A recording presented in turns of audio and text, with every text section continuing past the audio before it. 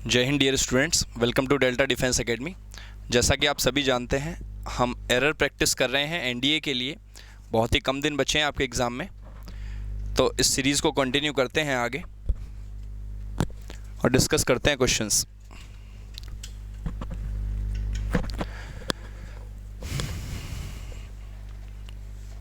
None of the diplomats at the conference was able neither to comprehend or solve the problem।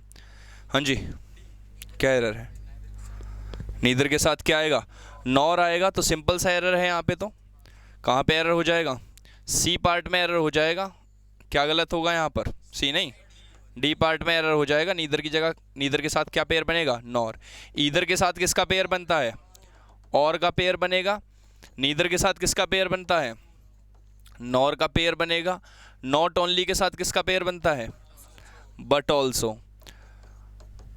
No sooner के साथ किसका pair बनता है? बोलो। Then. Hardly, rarely, बेयरली, इन सब के साथ किसका पेयर बनेगा? बोलो। व्हेन यूज करेगा। ठीक है। उसके बाद बिटवीन के बाद क्या यूज करोगे आप? एंड का यूज करोगे। फ्रॉम के साथ क्या यूज करोगे? टू का यूज करोगे। ठीक है। वेदर के साथ क्या यूज करोगे? और का यूज करोगे। तो इतने सारे पेयर होते हैं, कंजंक्शंस में पेयर पढ़ते हैं हम लोग। समझ आ रही है बात? अगला क्वेश्चन है, rather than go with Amit he decided to stay at home. हाँ जी,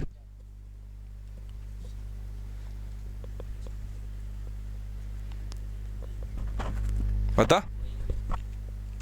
जिससे पूछूंगा वो बताएगा केवल। ठीक है, ये भी तो बैठे हैं क्लास में। ये भी तो महान इंसान है। गोइंग होगा क्यों? क्या रीजन है?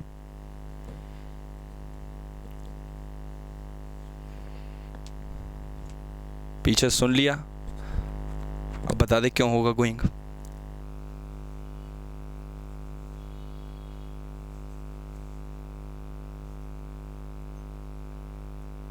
हाँ भाई गुज्जर, क्या होगा? जय हिंद, क्या होगा इसमें? देखना रहा आदेश, इधर हो जाओ।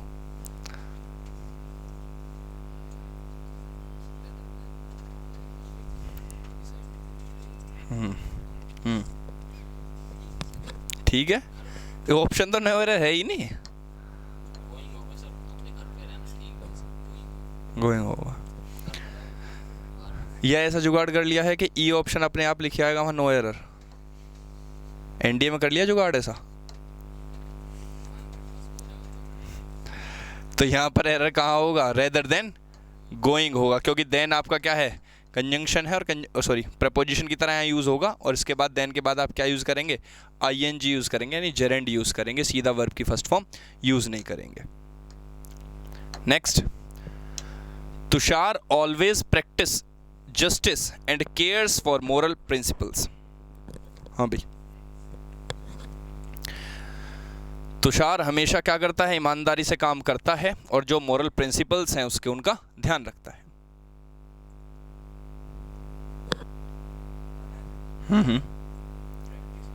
प्रैक्टिस नहीं होगा, सही बात है।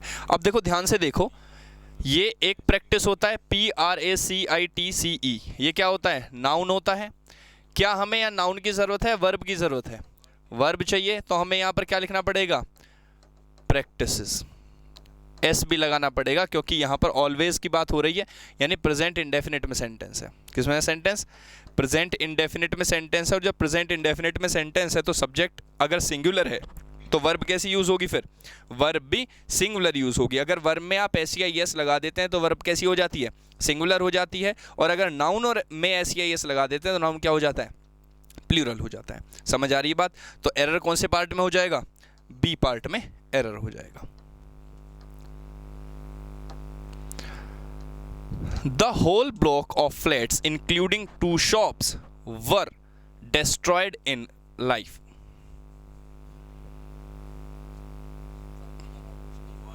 बहुत ही बढ़िया। Very good. उसके बाद इंक्लूडिंग से मैंने बताया था, जब दो चीज़ें जुड़ी हुई होती हैं, यानी two subject, if two subjects are connected with including, तो जो वर्ब होती है वो according to the first subject के अकॉर्डिंग यूज़ होती है। तो यहाँ पर सब्जेक्ट क्या रहेगा, सिंगुलर, और वर्ब भी कैसी आएगी, सिंगुलर। तो किस पार्ट में एरर हो जाएगा, ये हो जाएगा आपका डी पार्ट में एरर। डी आंसर बिल्कुल सही हो जाएगा। मान लो विद है, अलोंग विद है, टुगेदर विद है, एज वेल एज है, अगर इनसे कनेक्टेड है कोई सब्जेक्ट तो वर्ब किसके अकॉर्डिंग यूज होगी, फर्स्ट सब्जेक्ट के अकॉर्डिंग यूज होगी। लेकिन अगर ईदर और, नीदर नॉर, इनसे कनेक्टेड हैं दो सब्जेक्ट्स तो वर्ब किसके अकॉर्डिंग यूज होगी, हाँ, यानी नियरेस्ट सब्जेक्ट के अकॉर्डिंग वर्ब यूज होगी, जो नियरेस्ट सब्जेक्ट होगा। She feels her troubles as much और इवन मोर देन दे। अब देखो यहां पर एक कंजंक्शन का काम कर रहा है।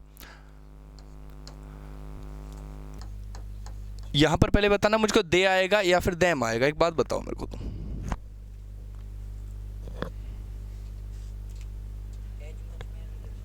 चलो ये तो है, नहीं पहले मेरे को बताओ कि यार दे आएगा या देम आएगा। भाई दो चीजें हैं, एक तो तुम एरर बता रहे हो कि सर एज मच एज आएगा, क्या आएगा, एज मच एज, बिल्कुल सही बात है। बिकॉज मैंने तुम्हें बताया था जब मैं एडजेक्टिव पढ़ा रहा था कि एंड वाला कॉन्सेप्ट या और वाला कॉन्सेप्ट जो होता है, अब इसमें एक तो पॉजिटिव डिग्री यूज हुई, एज मच एज यूज हो गया, उसके बाद दूसरी कंपैरेटिव डिग्री यूज हो रही है। क्या यूज हो रहा है, कंपैरेटिव, क्योंकि मोर देन वगैरह क्या होते हैं, कंपैरेटिव डिग्री होती है। वहां पर दे आएगा, एरर इस वाले पार्ट में है, यानी बी पे है या डी में है, ठीक है, हाँ जी सौरभ।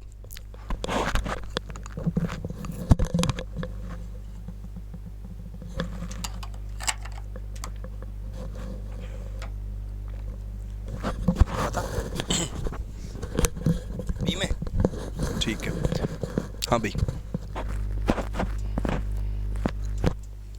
बी में एरर है, बी में नहीं है एरर, बी में, सही बात है। यहां पर एज मच एज यूज होगा, पॉजिटिव डिग्री। अब मैंने तुम्हें बताया था जब कंपेयर करेंगे हम, सब्जेक्ट का कंपैरिजन सब्जेक्ट से करते हैं और ऑब्जेक्ट का कंपैरिजन किससे करते हैं, ऑब्जेक्ट से करते हैं।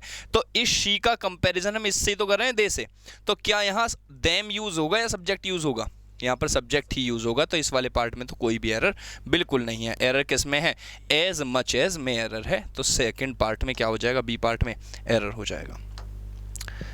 चलो, such rules do not apply to you and I. बहुत बढ़िया। अब यहां पर क्या आ जाएगा, मी आ जाएगा, क्योंकि यहां पर टू आपका क्या है, प्रेपोजिशन है। भाई प्रेपोजिशन अपने बाद सब्जेक्ट लेता है या ऑब्जेक्ट लेता है, हमेशा अपने बाद ऑब्जेक्ट लेगा। और यहां पर हमने इसका कंपैरिजन किससे कर दिया, सब्जेक्ट से कर दिया या ऑब्जेक्ट से कर दिया, यहां हमने सब्जेक्ट से कर दिया। तो क्या करना पड़ेगा हमें, यहां पर ऑब्जेक्ट ही लगाना पड़ेगा, क्योंकि हम कंपेयर करेंगे, सब्जेक्ट का सब्जेक्ट से कंपैरिजन करेंगे और ऑब्जेक्ट का ऑब्जेक्ट से कंपैरिजन करेंगे। जब हमें यहाँ दिखाई देगा भाई यू क्या होता है, यू आपका सब्जेक्ट भी होता है और यू आपका ऑब्जेक्ट भी होता है। इसको चेंज तो हम कर नहीं सकते, जैसे आई का ऑब्जेक्ट मी हो गया है ना, ही का ऑब्जेक्ट हिम हो गया, शी का ऑब्जेक्ट हर हो गया, दे का ऑब्जेक्ट देम हो गया। लेकिन यू सब्जेक्ट भी यू ही रहता है और ऑब्जेक्ट भी यू ही रहता है। बट यहां पर हमने कैसे पता चला कि ये ऑब्जेक्ट है, क्योंकि यहां पर प्रेपोजिशन है। प्रेपोजिशन अपने पास सब्जेक्ट तो लेगा नहीं, क्या लेगा वो, ऑब्जेक्ट लेगा। तो कंपैरिजन भी किससे करना पड़ेगा, ऑब्जेक्ट से ही करना पड़ेगा। तो आई नहीं आएगा, क्या आएगा, मी आएगा। चलो अगला,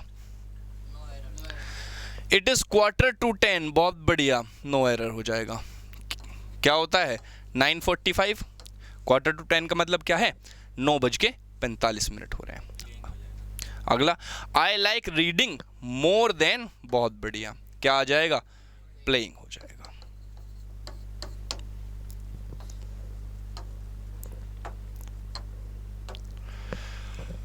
the sum and substance, sum and substance का मतलब क्या होता है, ये तो इडियम है। क्या मतलब होता है सम एंड सब्सटेंस का, the sum and substance of this poem is as follows, यानी इस पोएम का सम एंड सब्सटेंस क्या है, ये है, एज फॉलोज, ऐसे है। क्या होता है सम एंड सब्सटेंस का मतलब, कंक्लूजन। क्या होता है, कंक्लूजन, यानी कि पूरा का पूरा जो सार है वो ये है। तो एरर है या नहीं है, कोई भी एरर नहीं है, नो एरर हो जाएगा। अगला देखिए। हाँ भी, तू कहाँ देख रहा है? तो इसमें ही देख ले। देख, क्यों नहीं दिख रहा तेरे को? आदेश इधर आ जाओ तुम, ये चेक करना है उसमें कुछ। आ जाओ आ जाओ। The teams were now in the field. ओहो बहुत बढ़िया। क्या आएगा टीम्स के साथ? वर आएगा। सिंपल सा एरर है तो, बिल्कुल टेंस का एरर है। अगला, perhaps you know that I have passed the examination in 1990। एक मिनट, हाँ जी कान्हा आप बताओ। हेड अच्छा, यानी कि एग्जामिनेशन इन 1990, इसका मतलब पास्ट की बात हो रही है, और यहां पर हमने हैव लगा दिया जो कि प्रेजेंट परफेक्ट में यूज होता है। तो फिर क्या करें?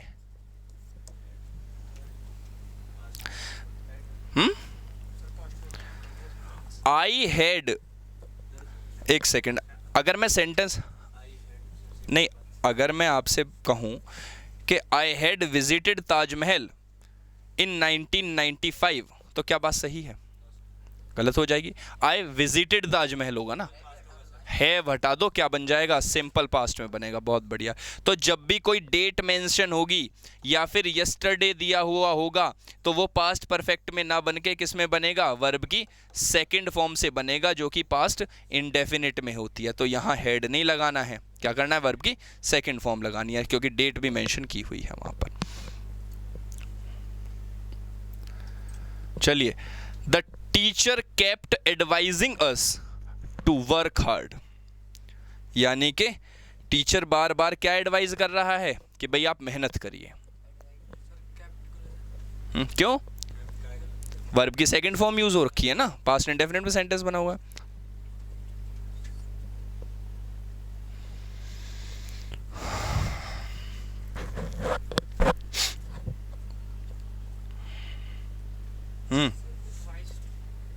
केप्ट के साथ कीप ऑन या केप्ट ऑन। कीप ऑन का मतलब क्या होता है? कंटिन्यू किसी प्रोसेस के चलने को हम रिप्रेजेंट करते हैं, वो सीधा कीप से नहीं करते हैं।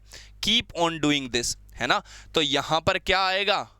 केप्ट के साथ। अब देखो, केप्ट तो वर्ब की सेकंड फॉर्म है। क्या वर्ब की सेकंड फॉर्म के साथ कभी वर्ब की आईएनजी फॉर्म आ जाएगी?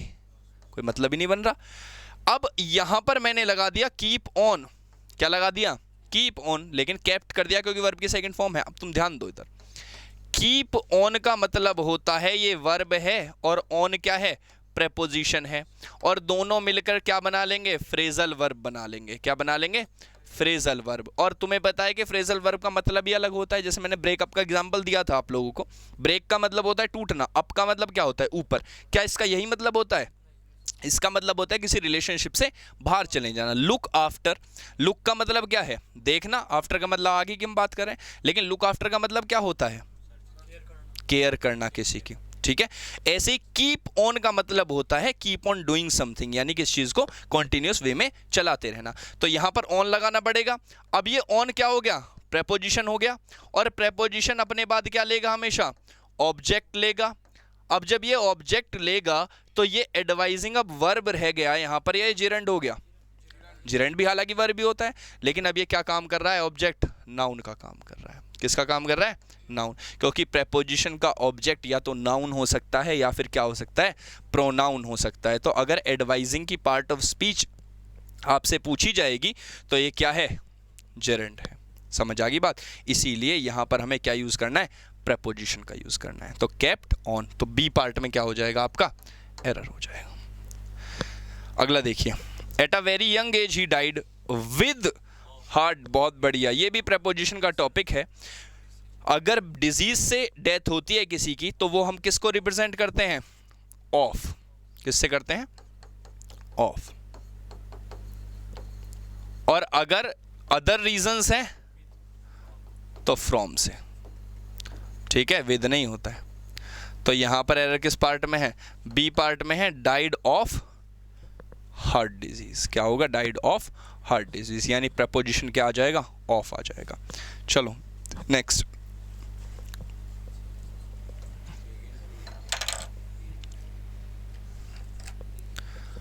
the average age at which people begin to need eyeglasses are increasing.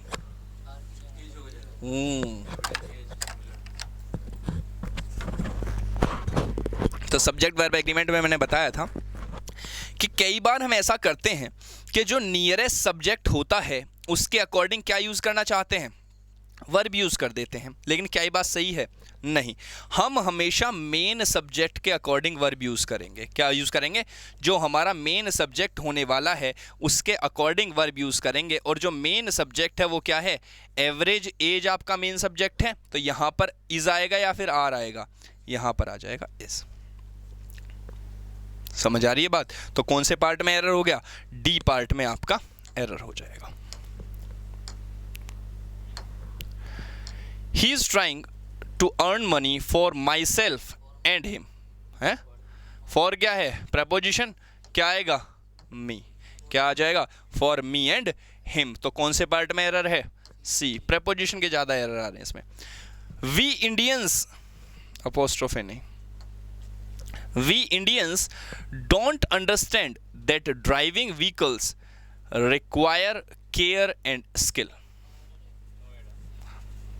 We Indians do not understand that driving vehicles require care and skill. तो इसमें क्या हो जाएगा? नो एरर हो जाएगा। अगला, Indians are wedded in the democratic way of life in a peaceful manner. बहुत ही बढ़िया, वेरी गुड भाई। क्या आएगा वेडिड के साथ? टू प्रपोजिशन यूज होगा, यानी कि हम इस चीज के आदी हैं डेमोक्रेटिक लाइफ जीने के। ठीक है, Indians are wedded to the democratic way of life in a peaceful manner. ठीक है, तो हमें डेमोक्रेटिक लाइफ जीने में कोई भी दिक्कत नहीं है। Very good.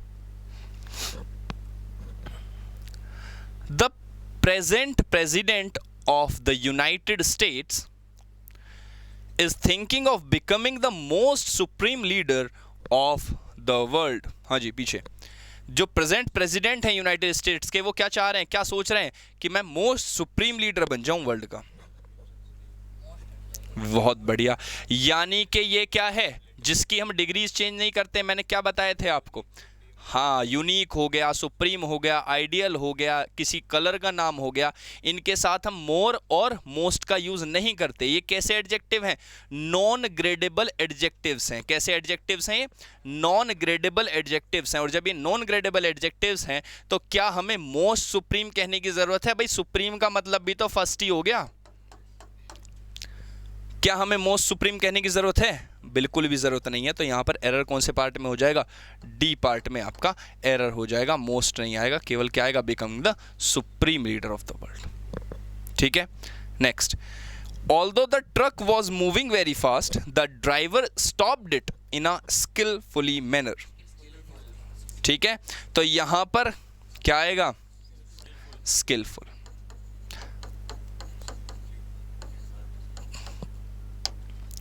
स्किलफुली एडवर्ब का काम कर लेगा। Although he achieved great success, but he could not win fame. बहुत बढ़िया, वेरी गुड। और भी कोई जानता है, कुछ बोल रहा है? हाँ भाई, पीछे क्या एरर है इसके अंदर? तुमने इतना सिलेबस पढ़ा है, बता इसको।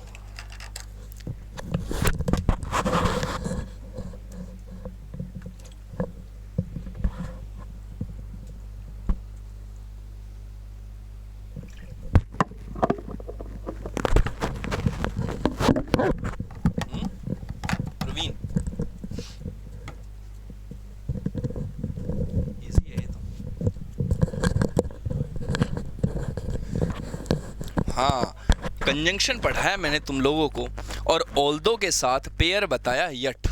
क्या होता है? यट, है ना? नहीं, कॉमा लगेगा, यट लगेगा। ठीक है, तो ऑल्दो के साथ या तो तुम यट लगाओ या फिर क्या लगाओ? कॉमा लगाओ, और इसको हटाओ यहां से। समझ आ रही है बात? तो एरर कौन से पार्ट में है? सी पार्ट में एरर। ठीक है, इफ आपका कंडीशनल सेंटेंसेस में यूज करते हैं, जो कंडीशन वाले सेंटेंसेस होते हैं। भाई तीन तरह के कंडीशनल सेंटेंसेस हमने पढ़े थे। पहला जो कंडीशनल सेंटेंस होता था उसमें इफ क्लोज आपका प्रेजेंट इंडेफिनिट में होती थी और मेन क्लोज बन जाएगी फ्यूचर इंडेफिनिट में। If we talk about the second type conditional sentences, तो पास्ट इंडेफिनिट में आपका इफ क्लोज रहने वाली है, और जो मेन क्लोज होगी वो वुड से बनेगी। और अगर तीसरे तरह की इफ क्लोज की हम बात करेंगे तो पास्ट परफेक्ट में रहेगी, और जो मेन क्लोज होगी वो आपका वुड हैव से बनेगी। किससे बनेगी? Would have. ठीक है, तो वो इफ क्लोज वाले कंडीशनल सेंटेंसेस हैं। I pretended as if interested, बहुत बढ़िया। एज इफ आई वॉज, क्या होगा? As if I was interested in the conservation but really it was boring, कि मैं प्रिटेंड तो ऐसा करता था जैसे मैं कंजर्वेशन को लेके बहुत ज़्यादा क्या हूँ, इंटरेस्टेड हूँ या बहुत ज़्यादा एक्साइटेड हूँ, but really it was boring, वो असल में क्या था? बहुत बोरिंग काम था। तो प्रिटेंड कौन कर रहा है? आई कर रहा है, तो यहाँ पर क्या लगाना पड़ेगा? I was interested. ठीक है,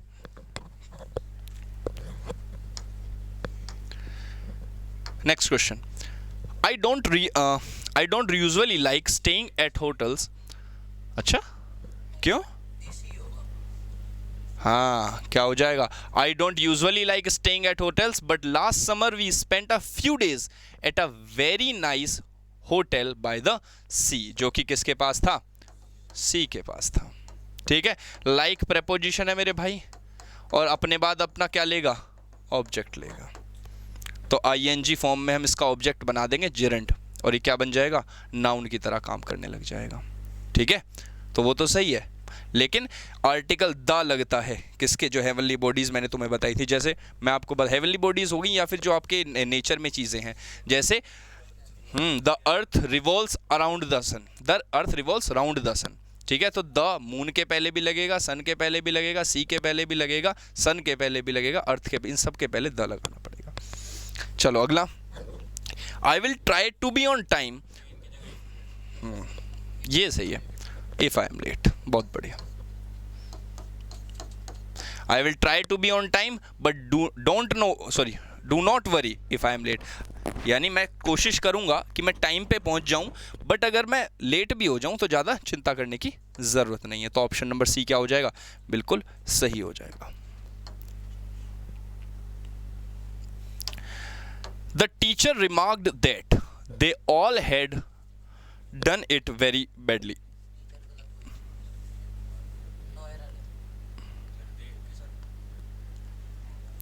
The teacher remarked that they all had done it very badly.